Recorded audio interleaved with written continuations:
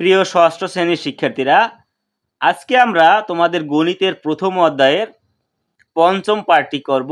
আগের পার্টে আমরা করেছিলাম 1 নম্বর অঙ্ক, আজকে করব আমরা 2 নম্বর। এর আগে আমরা বাকি যে 4টি পার্ট করেছি সেখানে কিন্তু তোমাদের এদিকের যে যত অঙ্ক আছে সেগুলো কিন্তু সব আমরা সলভ করেছিলাম। তোমরা যদি সেই ভিডিওগুলো না দেখে থাকো তাহলে চ্যানেল প্লেলিস্ট থেকে দেখে আসতে পারো। ষষ্ঠ শ্রেণীর যে গণিতগুলো আমরা প্রথমে করেছিলাম। তাহলে চলো আমরা শুরু করি দ্বিতীয় 2 নম্বর অঙ্ক। এখানে প্রশ্নে আমাদের বলেছে যে সংখ্যাগুলো কথায় লিখতে হবে। 1 নম্বরে আমরা কি করেছিলাম, যে অঙ্কে লিখেছিলাম, আর 2 নম্বরে আমরা লিখব কথায়। তাহলে আমরা এই ক খ গ ঘ প্রত্যেকটাই কিন্তু 3টি করে সংখ্যা আছে, এর প্রত্যেককে কিন্তু আমাদের কথায় লিখতে হবে। তাহলে মোট কতটি হলো? 3 4 12টি। 12টি সংখ্যাকে আমাদের কথায় লিখতে হবে। প্রথম সংখ্যাটি থেকে যদি আমরা শুরু করি ক নম্বরে, তাহলে ক নম্বরে আছে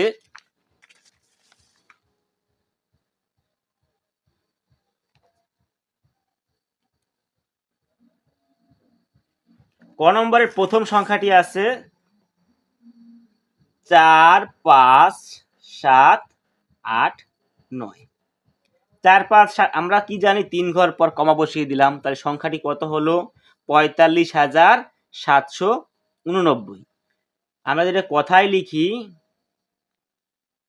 45, এখানে একটি চন্দ্রবিন্দু হবে, 45,789।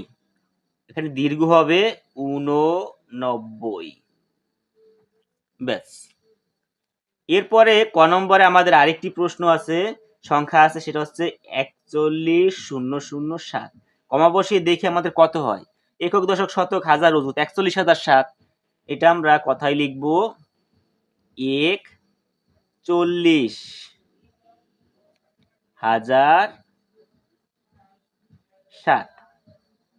41,007।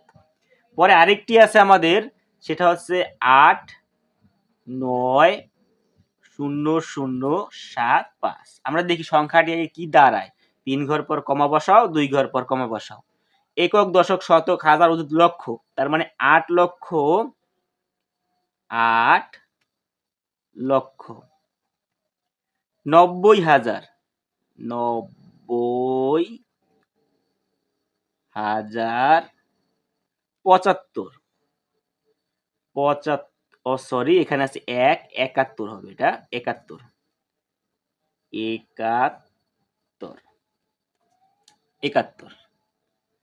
এ আমাদের কিন্তু ক নম্বর শেষ। এরপরে 2 এর খ নম্বরে দেখি আমরা যে 3টি সংখ্যা আছে 2,0,0,0,7,8। সংখ্যাটি কি দাঁড়াচ্ছে? 3 ঘর 2 ঘর পর কমা, তাহলে একক দশক শতক হাজার অযুত লক্ষ 2,78,000।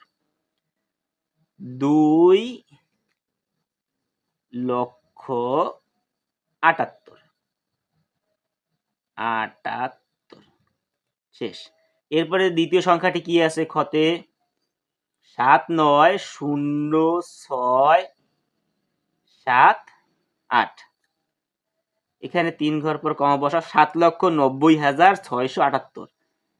7,90,678। তোমরা তো জানো যে আগে আমরা শত লিখতাম, এখন শ লিখলেই হবে, কারণ তোমাদের বিভিন্ন বইতে এখন শ ব্যবহার করতেছে। তোমাদের এই বইটি তোমরা পাবে যে এখানে কিন্তু শ ব্যবহার করেছে, এই 1 নম্বরেই আছে। 3 নম্বরে যে সংখ্যাটি আছে 8,9,0,0,7,5। 3 ঘর পর 8,90,075। 8,90,000,75। দুইটা একই রকম কিরকম হয়ে গেল? ও, আমরা মধ্যে একটু ভুল করে এসেছি। 8,90,075 এটা তো এই খ ছিল, তাহলে কতে ছিল 8,91,071। এটা ছিল কিন্তু ক নম্বরে। হ্যাঁ, ক নম্বরে ছিল, এটা না, এটা বাদ। আর ক নম্বরে একটা মিসিং হয়ে গেছে, যে 8,91,071। এটা আসছে কিন্তু আমাদের ক এর 3 নম্বরে। আর খ এর 3 নম্বরে আছে 8,90,075। এটা আমরা প্রথমে একবার ভুল করে লিখে ফেলেছিলাম। এই এরপরে তোমরা যদি গ নম্বর করো, গ এর প্রথমে আছে 4,4,0,0,7,8,5। কমা বসিয়ে দেখি কত হয়, 44,785,000। তাহলে 44 না, সঠিক উচ্চারণ হবে 44,785,000। এখানে একটি চন্দ্রবিন্দু হবে। পরেরটি আছে কি দেখি আমরা, 6,8,7,0,5,0,9। 3 ঘর 2 ঘর 68,70,000,000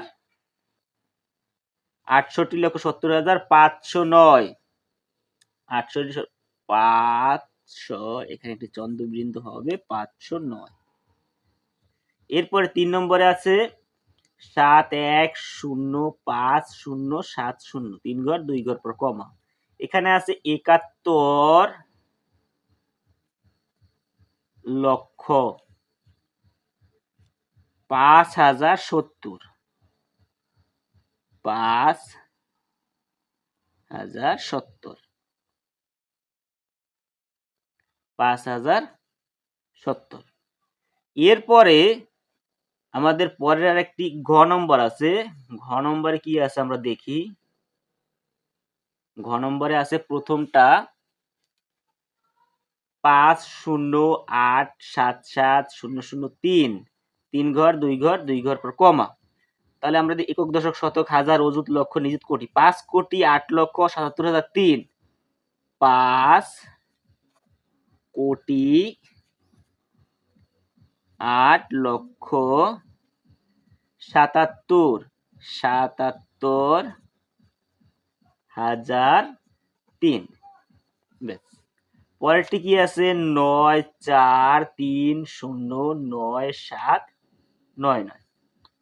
3 ঘর 2 ঘর 9,43,09,799। 9,43,09,43,, সঠিক উচ্চারণ হবে 43,09,799। 799। এরপর আরেকটি সংখ্যা আছে 8,3,9,0,0,765। 3 ঘর 2 ঘর পর কমা। তাহলে 8 কোটি। 8 কোটি দীর্ঘ হবে 39,765,।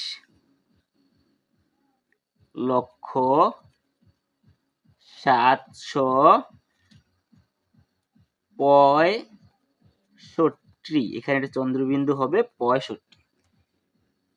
তাহলে তোমরা প্রথম থেকে একবার দেখে নাও, যে প্রথমে কতে ছিল 3টি, খতে 3টি, গতে 3টি, ঘতেও 3টি। তোমরা এগুলো সুন্দরভাবে প্র্যাকটিস করবে। আজকের পাঠ এই পর্যন্তই। আর ভিডিওটি ভালো লাগলে অবশ্যই লাইক, কমেন্ট এবং শেয়ার করবে। আর এই ধরনের ভিডিও তোমরা আরো পেতে চাও, অবশ্যই চ্যানেলটি সাবস্ক্রাইব করবে। ধন্যবাদ সবাইকে।